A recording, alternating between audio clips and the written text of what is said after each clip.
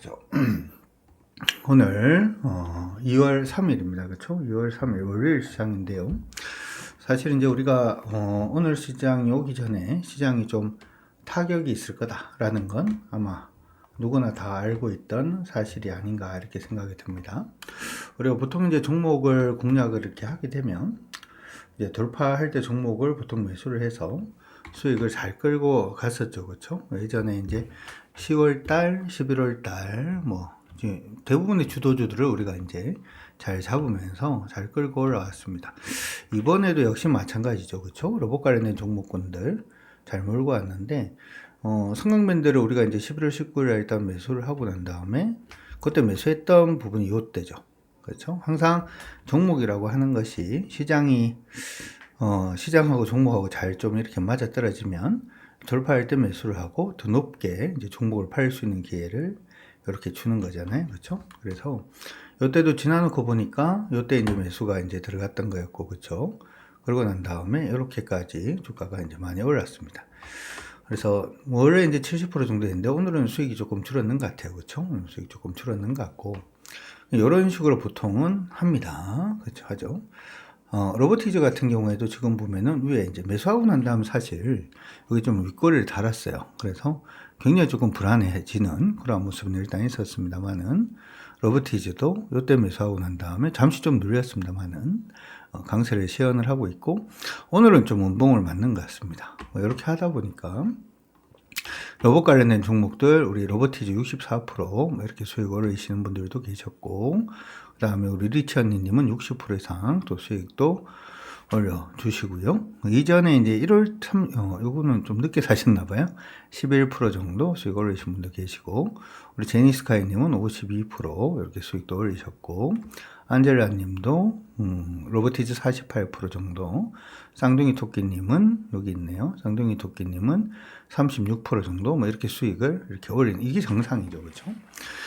이런 식으로 종목들을 계속 끌고 왔습니다. 그렇죠? 계속 끌고 왔고, 그리고 한미반도체 같은 경우는 마찬가지. 한미반도체는 오늘 그냥 다 팔았습니다. 그렇죠? 다 차익 실현을 했는데 한미반도체도 이제 주가가 밀리다가 처음으로 이렇게 올라오는 시점에 매수를 진행을 했죠. 그때가 이제 이때인데요. 한미반도체 매수 진행을 일단 했었고 이렇게 매수 진행을 했었고 이때부터 시작해서 참 꾸준하게 올랐습니다. 근데 꾸준하게 오르다가 이제 지금 반도체 관련된 부분이 약간 이제 AI라든지 미국 쪽의 문제 때문에 한템부터 빠지는 그런 모습이 일단 있었죠. 그렇죠? 조금 아쉬운 그런 부분이 지금 생기고 있는 게 아닌가 이렇게도 생각이 듭니다. 오늘 전체 다 차익 실현을 했고요. 한미반도체는.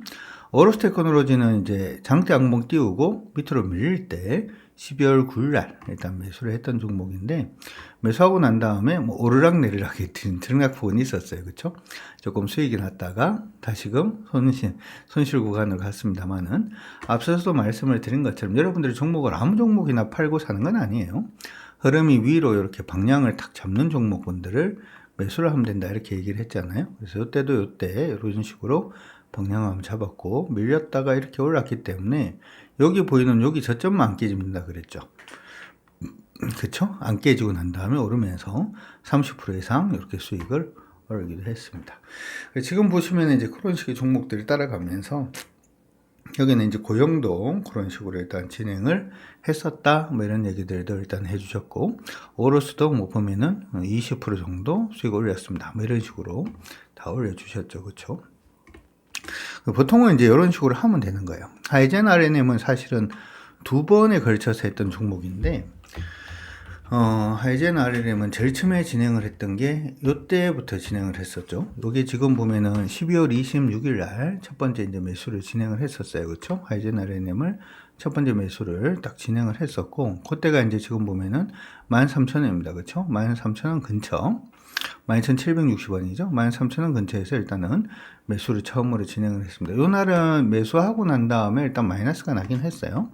마이너스가 나긴 했는데 결국에는 뭐 이렇게 오르면 34%, 뭐 40% 정도 해서 수익을 올렸죠. 그래서 여기 보시면은 하이젠 RNM이 우리 김태리님이네요. 김태리님이 그냥 30% 정도 수익을 올렸고, 레인보우 로보틱스 저번에 했은 거는 40% 가까이 이렇게 지금 수익도 올리고, 클로부터 37%, 하이젠 39%, 우리 리치언니님은 이렇게 수익을 올리기도 했었습니다. 그쵸? 근데 하이젠은 이때 한번 팔았어요. 그냥 중간에 한번 흔들리는 모습이 있어서 한번 팔고 가는, 한번 팔아주고, 그 다음 요때 다시 매수했죠. 아까 12월 달에 매수를 하고, 이건 최근인데요. 1월 24일에 다시 매수를 했습니다. 1월 24일에 매수를.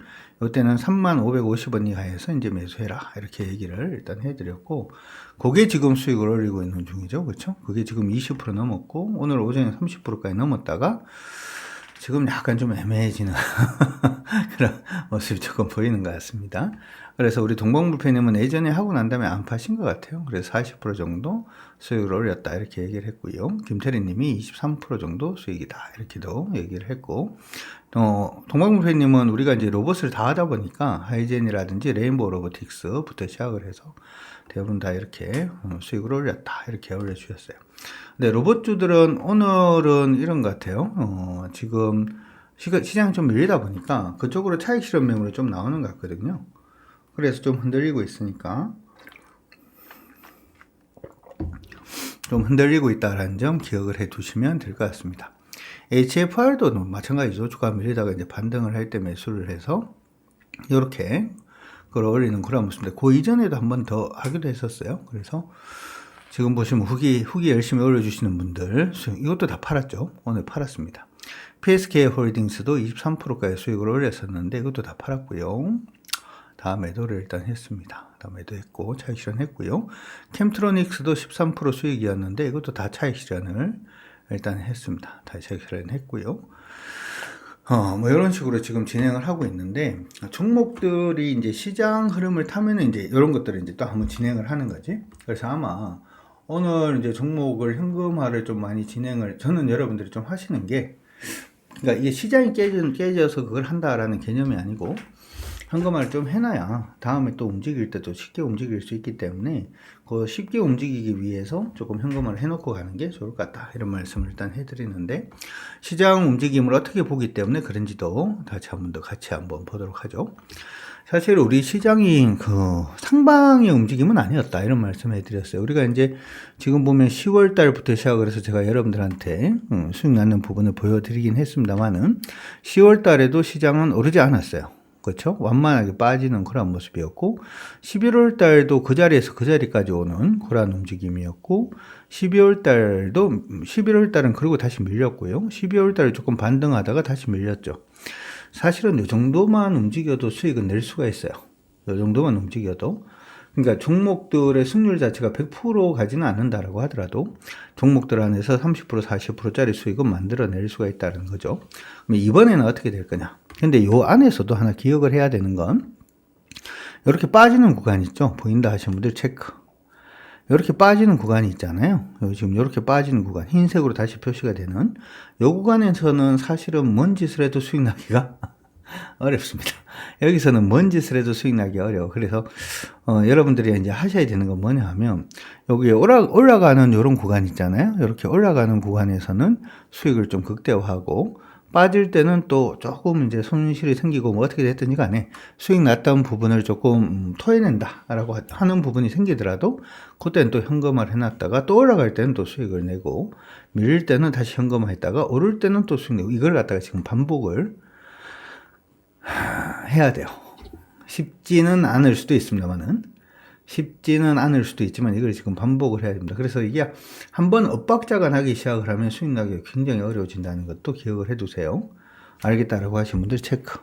이게 한번 엇박자가 탁 나기 시작하면 뭐 어떤 식이 되냐 하면, 엇박자가 난다는 얘기는 같은 걸 하고 있다라고 하더라도 밀릴 때, 그쵸? 밀릴 때 열심히 하고 오를 때는 안 하고, 안 해야지. 밀릴 때 종목 사서 손실 나고, 오를 땐 또 안 하고, 밀릴 땐 또 열심히 해서 손실 나고, 오를 때는 안 하면, 이게 엇박자가 되는 거지, 그쵸? 이게 엇박자가 되는 거죠. 그런 부분만 일단 피해 가시면 좋겠다라는 거 일단 말씀 먼저 한번 해드리고, 두 번째로는 여러분들이 지금 시장에서 수익이 나기 위해서 해야 되는 것들, 그 다음 걸 또 하나 언급을 해드리도록 할게요. 자, 주가가 위에서 밑으로 빠지고 있는 부분의 전체적인 흐름을 보게 되면, 이전에 요게 이런 식으로 빠지고 있다가 이제 트럼프 대통령이 당선이 되고 난 다음에, 그렇죠? 시장이 조금 안정을 취해주는 모습을 보였다가 탄핵 정국 오면서 시장이 밀렸다가 다시금 여기 안에서 지금은 저는 바로 돌파해서 올라가기를 기대를 했는데 바로 돌파해서 올라가는 형태는 아니고 박스로 가는 모습이 지금 보여주고는 있습니다. 한 가지 기억을 하셔야 되는 것은 자, 주가가 일반적으로 하락으로 간다? 하락으로 이렇게 가잖아요. 하락으로 이렇게 가다가 우리 배웠죠. 제가 몇 번이나 얘기를 했기 때문에 아마 방송을 조금이라도 들으신 분들은 다 기억을 하시리라 생각이 듭니다.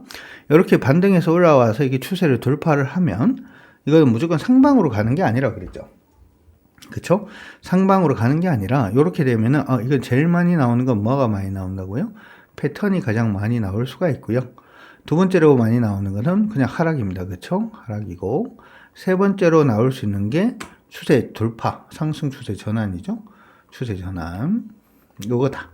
자, 요거 보신 분들은 한번 체크해 주시고, 자, 요거 보신 분들은 한번 체크해 주시고, 요런 식으로 간다라고 말씀해 드렸어요. 그러면 가장 많이 나온다라고 얘기하는 건 뭔가요? 가장 많이 나온다라고 얘기를 하는 건 여기 안에서 이렇게 박스로 가는 게 가장 많이 나온다. 그쵸? 여기서 이렇게 박스로 가는 게 가장 많이 나온다라고 하는 거고, 그거보다 요거 아니면은 그 다음에는 뭐가 나올 수가 있냐 하면, 여기 아니면은 그 다음에는 이런 식으로 빠지면서 그냥 추세가 아래로 꽂히는 거지. 이렇게 이것도 됩니까? 아래로 꽂히는 거고 가장 마지막에 우리가 기대를 하는 건 뭐냐면 여기 이런 식으로 추세를 돌파해서 올라가는 거 상승.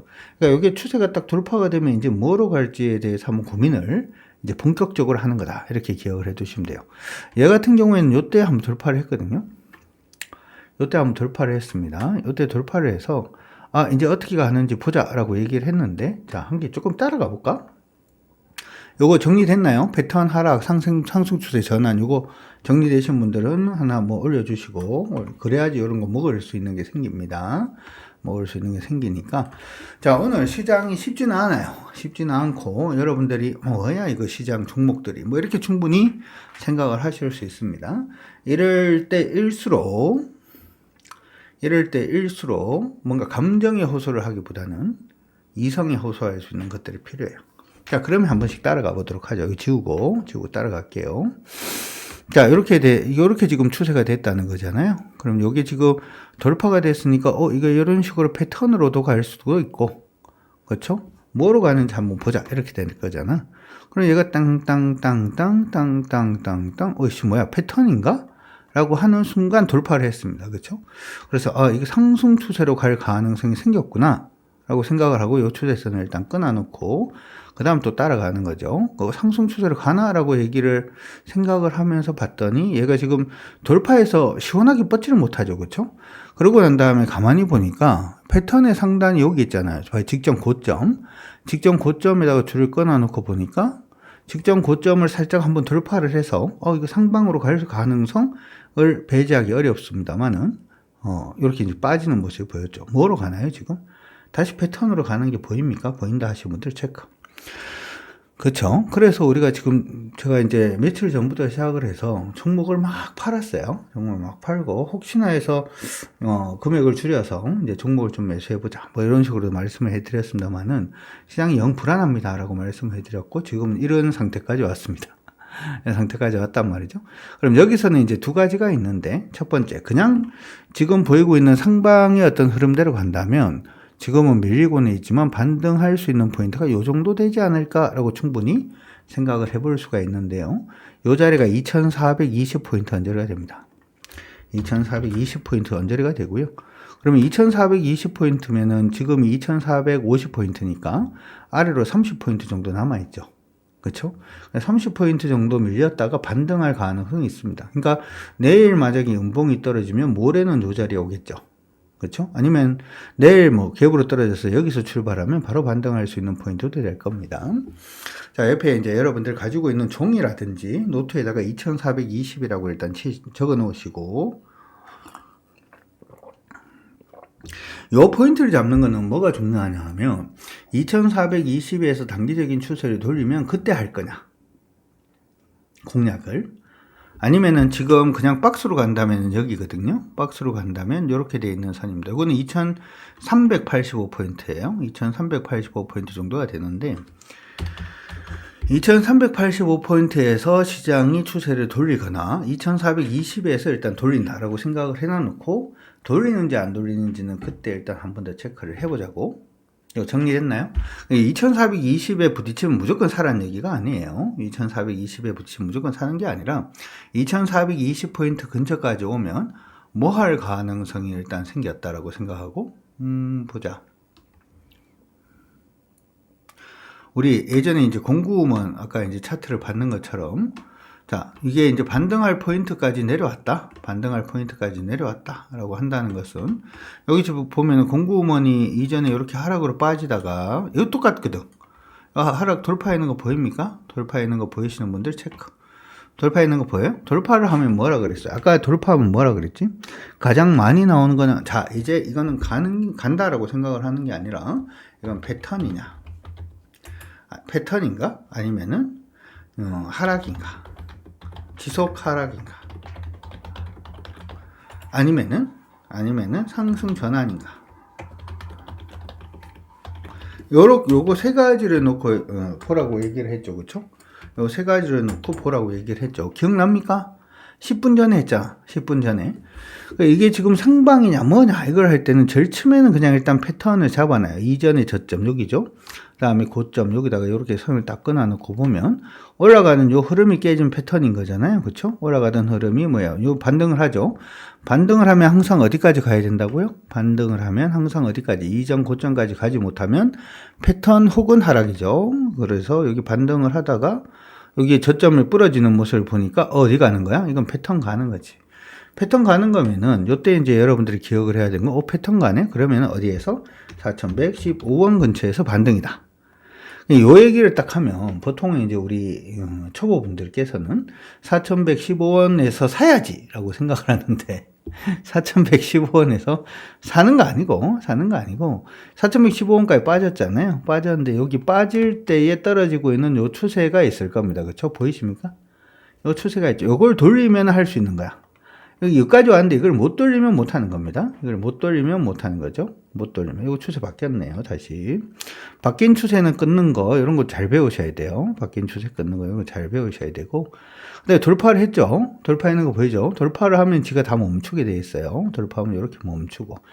항상 주식을 매수하는 기본 타이밍이 뭐라 그랬죠? 주가 이렇게 하락을 할 때, 하락 부분이 이렇게 돼 있으면, 하락을 돌파를 하고, 밀리면 요 돌파했다가 밀리는 자리에 줄을 하나 끊고요. 그러고 난 다음에 이걸 다시 돌파하면 요때가 매수, 이탈가는 여기 이렇게 됩니다. 자, 이거 정리됩니까? 정리되신 분들 체크. 제가 오늘 보니까 여러분들이 지금 한 600분 정도 지금 들어와 계시는데 오늘 뭐 여러분들이 제가 물론 이게 지금 오늘이 2월 3일이죠. 2월 3일을 이루고 난 다음에 저한테 이제 가입해서 저하고 같이 할 수 있는 기회는 3월 말 정도 돼야 가능합니다. 3월 말 정도 돼야지 일단 가능한데 지금은 시장이 이렇게 되니까 이것저것 막 정신이 아무것도 없죠. 막 돈도 깨져 있고 어제까지만 하더라도 얼마인데 지금 한 1000만원 깨져 있든지 500만원 깨져 있든지 한 100만원 깨져 있든지 막 깨져 있는데 막 정신은 없고 그렇죠? 그럴 때 뭐 여러분들이 같이 하지 못하더라도 저랑 같이 하지 못하더라도 이거는 좀 익혀놓읍시다. 그래야지 다시 또 살릴 수가 있으니까. 오케이? 그래서 계속 사실은 반복을 해서 여러분들이 열심히 들으면 답은 나와요. 답은 나오는데 그게 안 되신다라고 하더라도 요거라도 좀 배워서 갑시다. 오케이 하신 분들 좀 올려주시고 요거라도 좀 배워요. 같이 하진 못하더라도 여러분들이 살아야 돼. 여러분들이 살아야지 대한민국 증시가 사는 거고 저 여러분들 모두 화이팅입니다. 제가 뭐 같이 하든 같이 하지 않든 도움이 될 수 있는 게 있으면 도와드리도록 할게요. 요 타이밍이라 그랬다 그렇죠? 그래서 여기까지 왔다가 이거 또 밀렸네요. 추세가 또 바뀌었어요. 잠깐만요. 추세가 또 하락으로 또 바뀌었어요. 추세 끊는 법은 제가 따로 가르쳐 드리지 못해도 이건 시간이 걸리니까 그렇죠? 나중에 잘 꺼보려고 노력을 하세요. 올라오고 멈추고 그렇죠? 올라오고 멈추고 다시 돌파하면 매수죠. 다시 돌파하면 매수인데 다시 돌파 이것도 추세선 또 내려왔네요. 결국에는 패턴선 저점까지 왔다 그렇죠? 결국엔 패턴은 저점까지 왔네요. 그렇죠? 저점까지 왔고 그 다음에 올라옵니다. 올라오다가 멈췄죠. 여기 멈춘 거 보이시죠? 멈췄다는 얘기는 이게 계속 이렇게 양봉으로 치고 올라가다가 음봉으로 전일 저가를 뭐 훼손시킨다든지 하는 부분이 보일 때 멈췄다라고 저는 표현을 합니다. 그러고 난 다음에 이거 다시 올라가서면 매수죠. 이걸 보고 있었으면 물론 이제 이걸 사기는 굉장히 빡시었을 수도 있는데 그렇죠? 위로 탁 올라설 때 담을 수는 있겠죠. 이게 계속 보고 있었으면 당일날은 못 사는 거고 그래서 항상 준비를 하는 겁니다. 준비를 하는 겁니다. 그렇죠? 그리고 여기 고점에서 만약에 매수했다라고 하더라도 플러스죠. 맞나요? 그렇다 하시는 분들 체크. 이렇게 하는 거야. 그러니까 지금 시장이 이전 저점이 어디가 반등 포인트다라고 시장 반등 포인트를 잡는 것도 거기서 무조건 거기까지 오면 무조건 한다가 아니고 거기서 아까 얘기했는 그 흐름이 보일 때 하는 겁니다. 알겠다라고 하시는 분들 체크. 아까 이 흐름이 분봉이라도 들어가서 지금 아까 제가 분봉으로 보여드렸잖아요. 일봉이 아니고 분봉으로 보여드렸는데 그 흐름이 첫 번째가 2420포인트 언저리가 첫 번째 반등 포인트, 두 번째 반등 포인트는 2385포인트가 반등 포인트니까 그게 그렇게 나온지를 봐야 되고 두 번째로는 뭐냐 하면 그게 시장이 반등을 할 때 종목이 어떤 종목군들이 몰려서 올라가는지를 체크를 해야 돼. 우리가 저번에 할 때 조선주도 하고 뭐 이거 여러분들 보여드리면 예전에 시장 안에서 시장에서 뭐가 주도주일 때 가르쳐 드려도 돼. 예전에 시장에서 요게 이제 주도주일 때 LNG라든지 하는 부분이 주도주일 때 요 이전이네요. 그 전력 관련된 부분이 주도주일 때 우리가 산을 전개하고 이걸 막 해서 이렇게 수익을 올리잖아요. 그렇죠? 보입니까? 그렇죠? 산을 전개하고 이때는 우주항공이었기 때문에 기본의 테마가 전력하고 우주항공 쪽으로 이쪽으로 다 종목이 가 있으면서 48%, 41%, 46% 이렇게 수익을 올리잖아요. 그러다가 11월 달에 딱 되니까 종목이 바뀌었어요. 그렇죠? 이게 전력기기 관련된 종목은 빠지고 여기 전력 관련돼서 LNG, 원자력 LNG 관련된 종목하고 엔터주들, 그렇죠? 엔터주들, YG 엔터라든지 디어유 쪽으로 바뀌었죠. 종목이. 바뀌다가 그 다음 11월 달에 와서는 뭐 AI 소프트웨어, 이스트 소프트, 그리고 저번 달에 이어서 YG 엔터테인먼트, 그렇죠? 이것도 AI죠. 이것도 AI죠. AI 쪽으로 이렇게 몰고 가잖아요. 맞나요? 12월 달에는 그렇게 했었고요. 12월 9일도 크게 달라진 건 없었고 그러다가 한번 종목을 다 팝니다. 그쵸? 종목을 다 팔고 그 다음에 해는 보니까 카페24하고 여기 보시면 HFR 이런 게 이제 들어가기 시작을 하고 그쵸? 그러다가 1월 6일 날이 탁 되니까 로봇으로 바뀌었죠. 보입니까? 종목이 계속 바뀐다고. 이때 만약에 여러분들이 종목을 고집을 세워가지고 그냥 들고 있었으면 종목을 이렇게 바꿀 수 있다? 바꾸기가 어렵죠. 그렇죠? 그래서 지금 시장은 어떻게 보면 유도리를 발휘하는 게 지금 굉장히 중요합니다. 그래서 지금 저희 같은 경우에는 요번에 2월 3일 현재로 보면은 아까 얘기를 했는 것처럼 요거 차익 실현했고요. 이거 차익 실현했고 39%짜리 차익 실현, 33%짜리 오로스 테크놀로지도 차익 실현, 그 다음에 HFR도 차익 실현, 손실 나는 종목도 있어요. 이 밑에 반도체 그 마이너스 나는 종목도 싹 다 매도를 했고요. 그 다음에 캠트로닉스도 차익 실현했고, PSK 홀딩스, PSK는 손절을 했고요. PSK 홀딩스도 차익 실현 해서 지금 남았는 게 보면 주력으로 남아있는 애는 조선, 그 다음에 로봇이죠. 주력으로 지금 남겨놓은 거는 로봇, 요렇게 지금 남겨놓고 있는데, 그러면 아까 얘기를 할 때 이걸 어떤 식으로 대표님은 이걸 주도주라고 하는 거는 일단은 잡네. 그러면은 처음으로 주도주라고 얘기하는 종목들부터 시작을 했으면 수익이 장난이 아니었겠다라는 건 여러분들이 아실 수 있을 거고, 근데 그 얘기를 왜 지금 해드리냐 하면 시장이 지금 이렇게 꺾였잖아요. 꺾이다가 다시금 이걸 타는 시점이 2420포인트에서 타든 2385포인트에서 타든 2360에서 타든 일단 그걸 타면은 지금은 하락은 아니거든. 패턴이거든요. 패턴의 하단에서 시장이 올라올 때 어떤 업종군들이 덩거리로 올라오는 경우가 있어요. 그걸 잡아야 되는 거야. 됩니까? 이거요. 근데 그 덩거리를 잡을 때, 대표님, 전 돈이 없는데요? 종목이 다 물려 있어가지고, 종목이 다 물려 있어서, 대표님, 전 돈이 한 푼도 없는데요? 그럴 때, 자, 잘 들어요. 시장이 반등해서 올라올 때, 이런 경우가 있거든. 시장이, 요건 요렇게, 요거로 합시다, 그냥. 시장이 반등해서 올라올 때, 아까 얘기한 시장이 반등, 요번에는 우리가 기대를 하는 게 2420포인트나, 여기서 해주면 좋은데, 아니면 2380포인트 정도 근처나, 아니면 세 번째가 2360이잖아요. 2360포인트에서 시장이 반등을 할 때, 이거 고전에는 지금 튀는 종목은 안 잡아도 관계없어요.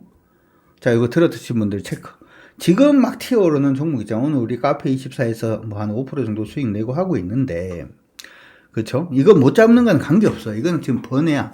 번외 게임인 거고, 번외 게임인 거고, 시장이 이제 저점에서 바닥 잡고 이렇게 싹 올라올 때, 그럴 때 이제 뭐가 있냐 하면, 종목이, 시장하고 같이 올라오는 종목이 있고, 시장은 올라오고 있는데 종목이 빠지는 종목이 있어요. 요거는 주도에서 빠지는 거야. 오케이? 시장이 여기서 반등을 처음으로 이제 반등을 하고 있는데 이게 종목이 빠지는 애는 시장이 요번에 올라올 때 걔들은 안 가는 거야.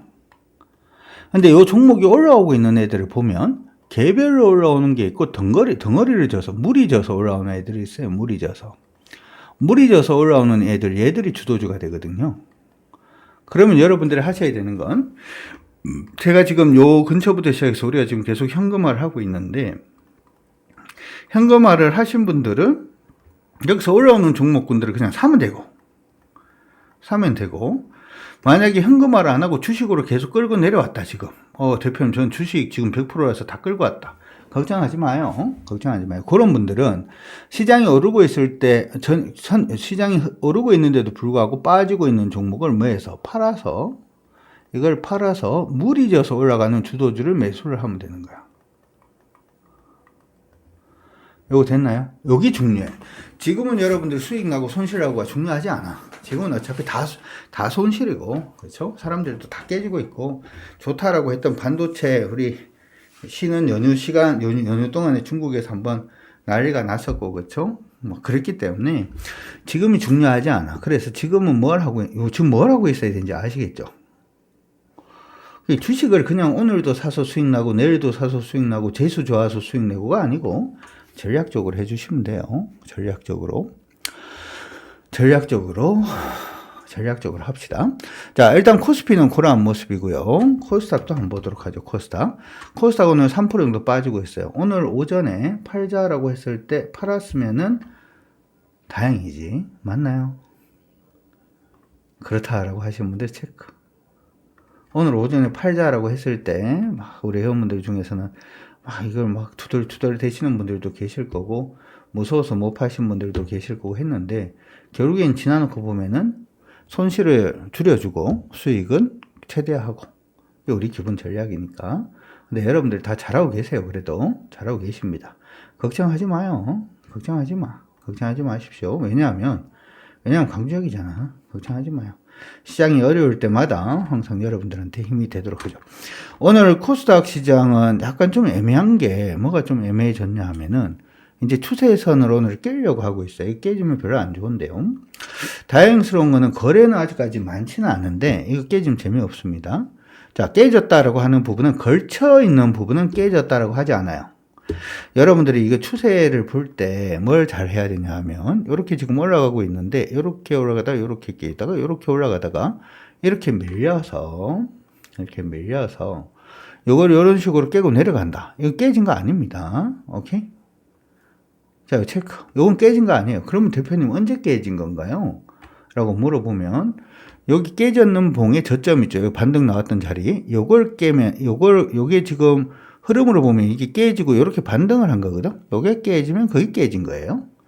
자, 그러면은 오늘 코스닥 시장이 지금 밀려서 여기 걸쳐져 있는 그런 형태가 지금 보여주고 있는데 코스닥 시장은 얼마가 깨진 걸로 보냐면 700포인트입니다. 700포인트. 코스닥 시장이 만약에 700포인트를 깨지는 모습을 보인다면 그때는 깨진 걸로 봅니다. 700포인트를 깨면 깨진 걸로 봅니다. 어쨌든 기술적으로는 이런데 이게 지금 왜 깨지고 있는지를 우리가 그러면 한번 생각을 해보도록 하죠. 왜 깨지고 있는지 한번 생각을 해보도록 하겠습니다.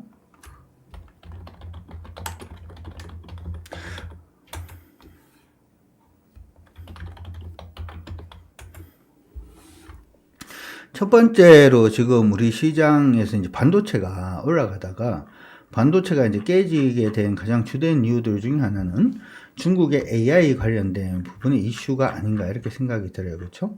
중국의 AI 관련된 이슈가 중요하죠. 그러니까 원래는 이제 AI 부분이 이제 미국이 대부분 다 잡고 있었고, 미국이 잡고 있는 와중에 요번에 우리가 쉬는 명절 동안에 중국의 AI 딥시크, 그쵸? 딥시크가 얘기가 나오면서, 그쵸? 딥시크 얘기가 일단 나오면서, 뭐 이렇게 얘기가 나오고 있습니다. 그쵸? 이걸로는 안 보이네, 딥시크 영상.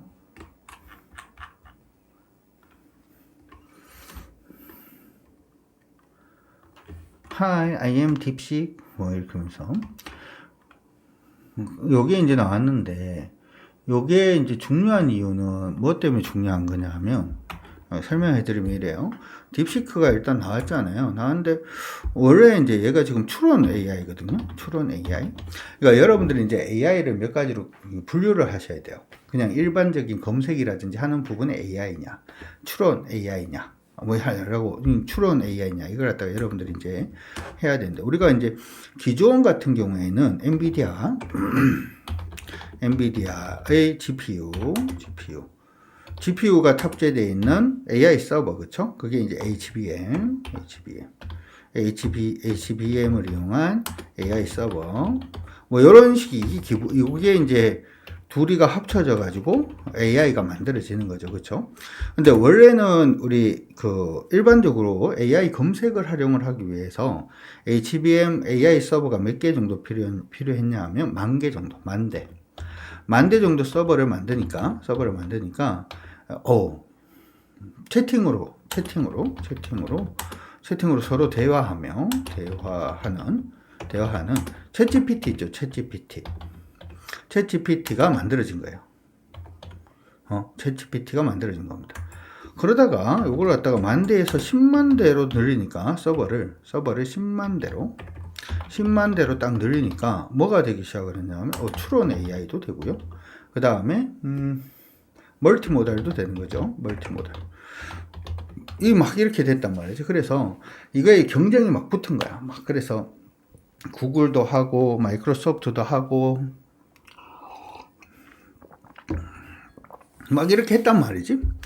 그런데 요번에 얘는 딥시크는 뭐가 문제냐면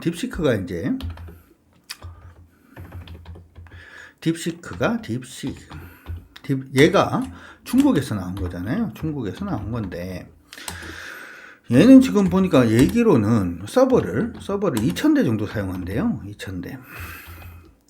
그러니까 지금 뭐야? 10,000대도 아니고 100,000대도 아니고 20,000대도 아니고 2,000대밖에 사용을 안 했다고? 그래서 서버 한 대 가격이 어마무시하거든요.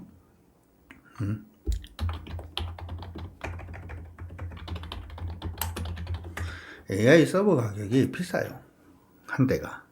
한 대만 해도 엄청 비쌉니다. 고가입니다. 엄청 고가인데 이걸 갖다가 이 정도만 해도 된다고? 그러면 2,000대만 사용한다는 얘기는 비용이 너무 적게 드는데? 그렇죠? 뭐 그런 식으로 하고 있는 거죠. 그렇죠? 지금 보면은 엔비디아 최신형 서버 가격을 보면 엔비디아 최신형 B200 GPU를 딱 장착을 했다. GPU를 장착한 AI 데이터 센터용 서버의 가격. 이게 얼마냐 하면 28억, 최저가가 28억 정도에서 대당 41억입니다. 됐다 비싸지 않나요? 대당 28억에서 48억 정도 한다고? 근데 요걸 갖다가, 이걸 갖다가 지금, 그러니까 이게 10만 대라고 하면 가격이 장난이 아닌 거지. 근데 이게 2,000대로 된다고. 이렇게 되니까, 그런데 여기에 지금 딕시크의 이제 성능을 보니까, 수학이라든지, 아니면 일부 과학이라든지 이런 부분은, 거의 뭐, 챗GPT를 능가하던데? 챗GPT를 능가하던데? 능가. 그러니까, 이건 뭐지? 이렇게 되기 시작을 한 거예요. 근데 이거 만들었는 과정을 잘 보니까, 그래가지고 시장 안에서는, 그러면은 서버가 그만큼 필요 없다. 예상했던 것보다 서버가 필요 없다. 이렇게 딱 되니까, 그럼 서버 만드는 회사들은 뭐가 되는데? 서버 만드는 회사들이 바보가 되는 거지. GPU 들어가는 엔비디아 박살. 그리고 서버 만들 때 뭐로 넣어요? 서버 만들 때 AI 서버에 들어가는 게 아까 얘기는 HBM. 그러니까 HBM 관련된 종목군들 다 박살. 그러니까 SK 하이닉스 박살. 그 다음에 한미반도체 박살. 이오테크닉스 박살. 박사가 아니고 박살. 뭐 이렇게 되는 거예요. 여기까지 이해됩니까? 이해되시는 분들 체크. 그런데 사실은 안에서 지금 우리가 분석, 일반적인 AI 박사들이나 하는 사람들이 분석을 하는 거는 뭘 지금 이제 이걸 했냐 하면, 요거 가만히 보니까 얘들이 지금 하고 있는 거는 꼭 제가 얘기를 듣다 보니까 이렇게 이해가 되더라고. 보통은 이제 우리 한국 학생이나 인도 학생이 미국에 가면 수학 천재가 된다. 이 얘기 들어보셨나요? 수학 천재가 된다. 왜 수학 천재가 되느냐? 우리 한국 학생이 공식을 많이 외우고 있어. 공식을 많이 외우고 있어서. 근데 미국 애들은 공식을 외우는 게 중요한 게 아니고, 공식을 외우지 않죠. 얘는 뭐 하고 있나요? 이해를 해야 되는 거야. 그러다 보니까 고등학교 때, 중학교 때까지는 한국 학생들이 수학 천재인데, 대학을 가서 물리학을 배운다든지 하면서 공식을 이해하고, 아니면 공식을 새로 만들어야 되는 거잖아요. 그쵸? 새로 만드는 데에서는 이건 못하는 거지.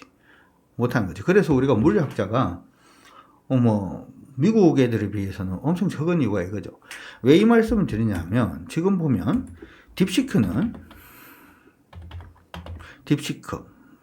얘는 뭐냐면, 기존의 오픈 소스로 있는 오픈 AI 있죠? 챗GPT 같은 거. 지금 분위기는 그래요. 챗GPT. 요런 애들을 가외를 시키는 거예요. 꼭. 가외를 시키는 거야. 수학 공식 가르쳐주고 수학을 하는. 요런 가외를 시키는 거예요. 그래서 얘가 이쪽에서는 굉장히 뛰어날 수 있고, 가외를 시킨다라고 하는 부분은 일정 부분을 몰입해서 그냥 그것만 하는 거기 때문에 그것만 잘할 수 있다 이거지. 그러다 보니까 서브 수가 적어도 관계없다 이렇게 되는 거고, 일부에 있어서는 챗GPT보다 뛰어나다는 거지. 챗GPT는 뭐냐 하면 그냥 빅데이터를 애한테 그냥 계속 주는 거야. 오케이?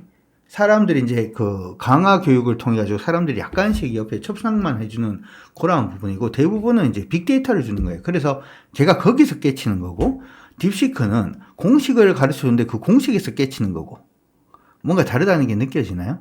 그리고 두 번째로 생각을 할게요. 여러분들이 이제 이걸 제가 생각할 때는 AI를 안 써봐서 그래. AI 우리 이제 챗GPT라든지 하는 부분을 사용을 해보면 지금이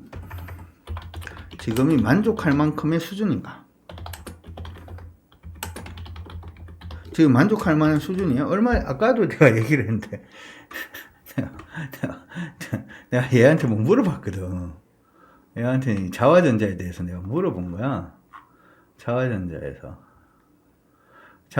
대해 가지고 내가 뭐라고 얘기를 했냐면, 한 달간의 뉴스를 좀 보여줄래? 이렇게 얘기를 했단 말이야. 그랬더니 얘가 여기서부터 한 달이면은 지금 2월달인가 1월달까지 기사를 가르쳐 줘야 되는 거잖아요.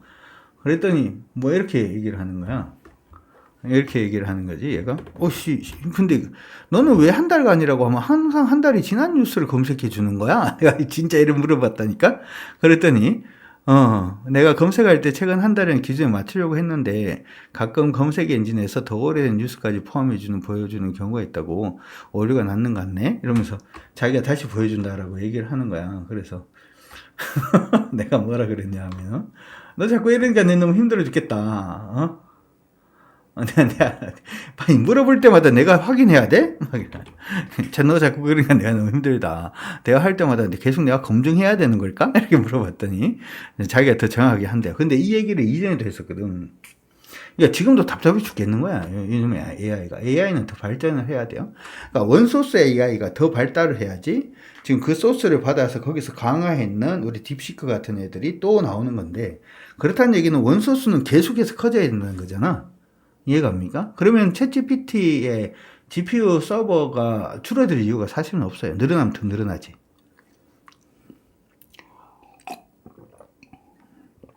늘어나면 늘어나지 더 줄어들 이유는 없다고.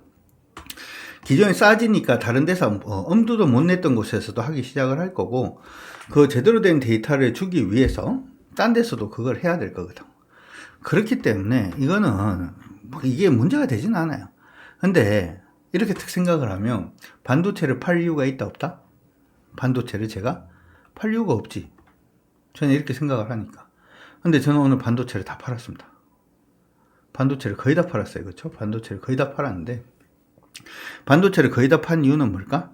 시장에서 그렇게 생각을 하니까 일단 그렇게 가자고. 근데 머릿속으로는 그래도 지구는 돌거든. 갈릴리가 얘기했는 것처럼 그래도 지구는 도는 거기 때문에 어떻게 할 거다? 다시 타이밍이 오면은 살라고 째리고 있는 중인 거예요. 느낌 맞나요? 이해했다 하신 분들은 체크. 왜 반도체 최근에 샀는 것까지 싹 다 날립니까? 뭐 하는 거예요? 가 아니고 원래 그렇게 하는 겁니다. 이렇게 해야 돈을 버는 거야. 근데 이렇게 하는 것 자체가, 그러니까 반도체가 된다라고 생각을 하고 있으면서도 반도체가 흐름이 깨지면 날리는 거, 이게 이해가 안 가면 주식에서 돈 벌기가 굉장히 어려워져요. 원래 주식은 그런 겁니다. 케인즈가 그런 얘기를 했죠. 이건 대중문화라고. 대중문화에서 그런 얘기 하잖아요. 우리가 빈센트 반 고흐의 그림을 볼 때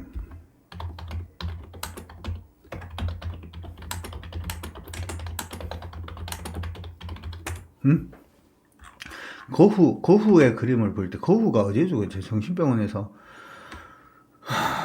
그렇죠?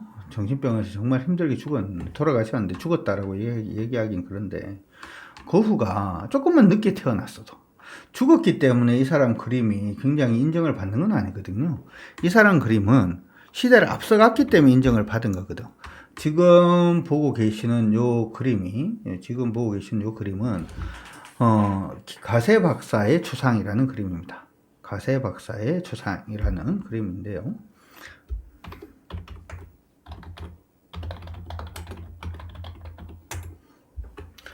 요게 지금 1990년도에 뉴욕 크리스티 경매에서 8,250만 달러. 우리나라 돈으로 2,100억 정도에 팔렸습니다. 근데 고흐가 그렇게 생각을 하면 그렇게 불쌍하게 죽을 사람은 아닌데, 맞나요? 그렇다 하신 분들 체크.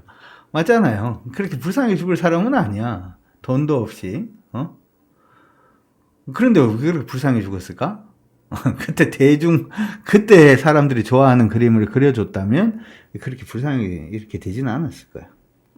근데 저는 내가 죽고 난 다음에 내가 가지고 있는 논리가 그건 중요하지 않아. 지금 중요하지. 지금의 여러분들이 중요하지. 그래서 여러분들을 그런 쪽으로 끌고 가려고 노력을 하는 겁니다. 어떤 분들은 그게 이해가 안 가시는 분들도 계실 거고, 이게 맞다라고 생각하고 끝까지 고집을 부려야 되는 거 아닌가? 제가 옛날에 그런 거 해봤더니 아니더라고, 그렇게 하는 거는. 근데 그런 부분이 일단 있으니까, 아까 제가 반도체 관련된 부분을 설명을 그렇게 해드렸어요. 이거는 시장에서 오해하고 있는 건 맞습니다. 오해하고 있는 건 맞기 때문에 일단은 계속해서 보고 있긴 한데, 흐름이 깨지는 반도체 관련된 종목은 일정 부분은 현금화 해둡시다. 일정 부분. 다 팔진 않더라도 일정 부분은 반드시 현금화를 해놔놓고 나머지를 언제 노릴 것인가? 언제 노릴 것인가에 대해서 고민을 한번 해보시는 게 일단 좋을 것 같다라는 말씀 먼저 드릴게요. 두 번째로, 지금 시장 안에서 이 트럼프 대통령 관련돼 가지고 굉장히 좀 안 좋죠. 트럼프 대통령 때문에 미치겠어. 그렇죠? 가장 크게 문제가 되는 부분은 지금 관세입니다. 몇 가지 얘기를 일단 하긴 했었는데요.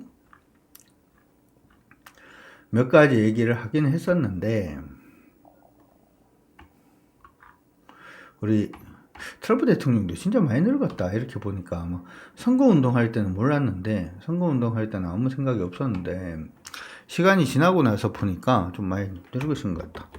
늙은 아이가 되긴 했다마는, 그쵸? 연세 많으시죠. 자, 어쨌든 트럼프 대통령이 이민 정책을 강화하겠다 라고 하면서 멕시코의 국경지대에 국가 비상사태를 선포를 했어요. 그러면서 불법 이민자 추방을 하겠다. 진짜로 하고 있죠. 그렇죠?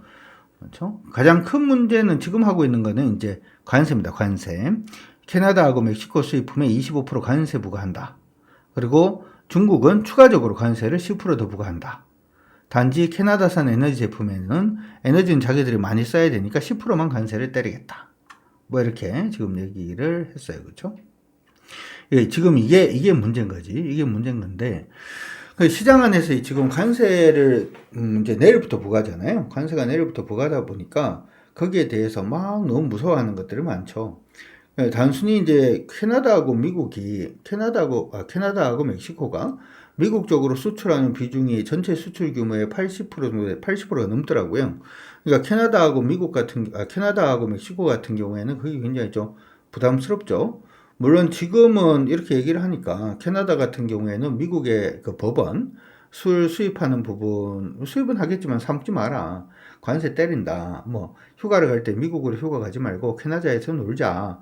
뭐 이런 얘기들부터 시작을 해서 여러 가지 얘기를 하고 있고, 멕시코 같은 경우에도 A안, B안, C안이 있는데 이제 B안을 발동할 거다. 뭐 이런 식부터 얘기를 하면서 서로 무역 전쟁을 할 것처럼 지금 보이고는 있습니다. 막 전운이 이렇게 불타고 있을 때만큼 리스크가 큰 건 없어. 리스크가 큰 거는 없습니다. 어찌되었든지 간에, 근데 트럼프 대통령이 얘기를 할 때, 원래 이걸 할 거라고 생각은 했잖아요. 그렇죠? 그러다 보니까 우리나라도 문제가 되죠. 우리나라도 캐나다 같은 경우에는 지금 에코프로 BM의 광산이 거기 있고, 멕시코 같은 경우에는 기아 자동차 공장도 거기 있고, 막 이러다 보니까, 근데 사실 캐나다라든지 멕시코에 예전에 공장을 지을 때는 이 나라들이 미국하고 FTA 체결이 되어 있는 나라였기 때문에, 무관세, 그쵸. 관세가 없고, 뭐 이런 식이었으니까, 당연히 거기다 공장을 지었는데, 갑자기 이 FTA 그 자체도 이제 의미가 없어지게 된 거죠. 그러다 보니까 우리나라 기업들이 어떤 식으로 영향을 받을지에 대해서 굉장히 물음표가 많이 떨어져 있는 상태고, 특히 중국 같은 경우도 마찬가지예요. 중국이 원래 관세가 한 25% 정도 맞고 있었는데, 여기 10% 추가로 맞으니까 이제 35% 정도 관세거든요. 그러면 우리가 이제 중국의 공장 가지고 있는 부분에서 생산을 해서 미국으로 던지면은 관세를 메이드 인 차이나니까 그건 관세를 엄청 많이 맞게 되고, 그러니까 이거에 대해서 어느 정도까지 이제 피해가 갈지를 아직까지 감을 못 잡는 거예요. 거기다가 더 무서운 건 뭐냐 하면 우방국이고 뭐고 없구나 진짜. 옛날에도 그러지 않았나요? 거기에 대한 리스크들도 일단 굉장히 커지고 있는 그런 상태입니다. 그리고 지금 무역 비중이 큰 나라부터 지금 때리고 있는 거단 말이지. 그래 멕시코, 캐나다 때리고 그 다음에 유럽 때리면 그 다음엔 한국입니다. 그 다음 순서는 우리입니다. 그래서 거기에 대한 부담감도 굉장히 많이 커져 있는 상태고, 어찌되었든 우리가 글로벌로 이게 지금 공급망이 갖춰져 있는 그러한 상태다 보니까, 글로벌로 공급망이 갖춰져 있고, 우리나라 GDP 성장률 부분에 거의 한 80% 정도가 수출에 기인하기 때문에, 그렇게 보더라도 한국의 이제, 경제 성장률에 대한 불확실성? 이런 것들도 지금 굉장히 커지고 있는 불안감이 커지고 있는 그런 모습이 아닌가 싶습니다. 그렇게 하다 보니까 환율도 엄청 튀고 있어요. 최근에 그래 환율이 조금 안정세를 보이려고 하는 모습이 일단 보이다가 환율도 굉장히 강하게 튀고 있거든요. 근데 요거는 지금 제가 생각할 때는 막 가다가 뭐 갑자기 소뚜껑 같이 뭐 이게 엎드려져 있는 게 하나 있는데 뭐야 자란가? 막 이렇게 이제 무서워, 자라를 보고 왜 놀라는지 모르겠는데, 속담에. 막 놀래는 거지, 막. 근데 이게 진짜 소뚜껑인지 자라인지 좀 자세히 봐야 알겠죠. 왜 이 말씀 드리냐면, 2월 4일, 2월 5일 정도가 돼봐야, 아니면 이번 주는 지나봐야 그게 실질적으로 우리한테 어떻게 영향을 미칠지, 우리나라 경제에 대해서 어떻게 영향을 미칠지는 최소한 일주일은 지나봐야 될 것 같아요. 그동안은 불확실성이 커진다는 건데, 시장은 기본적으로 불확실성을 좀 싫어하다 보니까 일단은 이번 주까지는 조금 흔들릴 수 있겠다, 이렇게 생각하고 봅니다. 알겠다 하시는 분들 체크. 그래서 두 번째로 얘기했는 거는 그냥 내용이에요. 차트가 아니고. 첫 번째로 제가 설명드린 건 일단 차트고, 두 번째로 얘기를 했는 건 차트는 아니고, 그렇죠? 차트는 아닙니다. 그래서 어쨌든 지금 시장이 불확실성이 커져 있는 그러한 상태고, 시장이 불확실성이 커지다 보니까 오늘 외국인들이 우리 시장에서 가지고 있는 주식이 또 준 것 같아요. 그렇죠? 일정 부분 줄면서 50%까지 밑으로 지금 내려가고 있는 걸로 보이는데, 일단은 어디 갔나?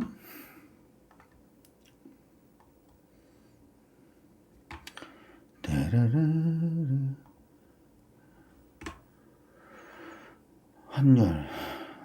이거 다시 꺼내면 되지. 일단 우리 시장에서 외국인들이 지금 우리 시장에서 외국인들 8천억 정도 지금 매도입니다. 그렇죠?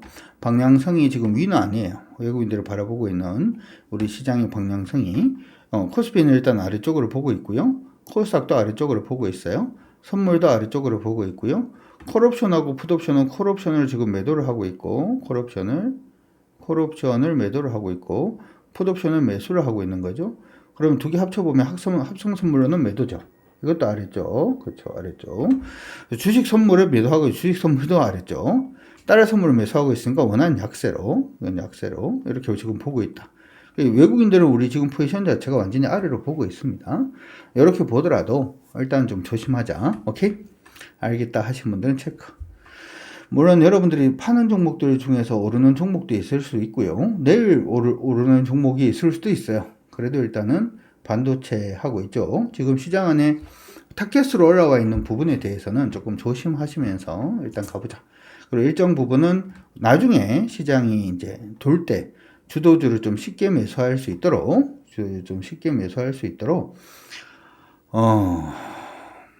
조금 현금을 가지고 포지션을 한번 만들어 가보자. 이렇게 지금 말씀을 해드렸으니까 그 부분 여러분들이 기억은 해 두시면 좋을 것 같습니다.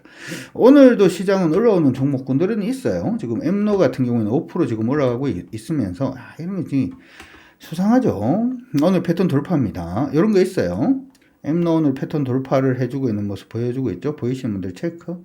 엠노 오늘 패턴 돌파입니다. 이런 거 하실 때도 원래 하는 금액의 절반만 합시다. 원래 하던 금액의 절반만 합시다. 원래 하던 금액에 엠노 오늘 지금 돌파를 오늘 돌파 애매하게. 그 다음에 JYP 엔터 지금 하이브 같은 경우에도 돌파를 앞두고 있습니다. 하이브 같은 경우에도 아직 돌파한 건 아니고, 하이브는 차라리 가격 기준으로 22만 8,500원 돌파하면 좋겠는데, 하이브는 22만 8,500원 돌파하면 했으면 좋겠는데, 이것도 지금 여기까지 지금 올라와 있는 그런 모습을 일단 보여주고 있고요. 그렇죠. 뭐 이런 것들도 일단 있고, 로봇 관련된 종목들 오르고 있고, 오전에 얘기했던 카카오는 안전마진 챙기시면서 가세요. 안전마진 챙기신 분들은 후기 부탁드리고, 그렇죠. 움직이고 있죠. 이렇게 움직이는 애들도 있다고. 근데 지금 시장이 빠지면서 움직이고 있는 애들은 얘들이 주력일지 아닐지 몰라. 알겠다 하신 분들 체크. 얘들이 주력일지 아닐지는 아직 몰라요. 아직 몰라. 시장이 오를 때도 얘들이 올라주면,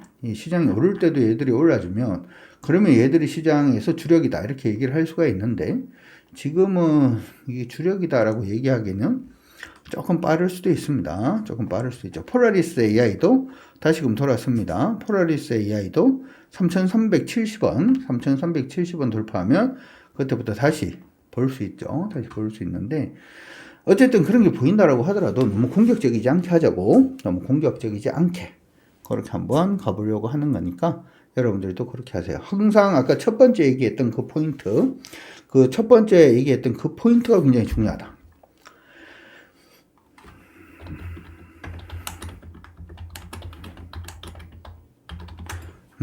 그 포인트 자체가 굉장히 중요하다라고 하는 거 한 번 더 말씀해 드리니까 참고하셔가지고 봐주시기 바랍니다. 화이팅입니다.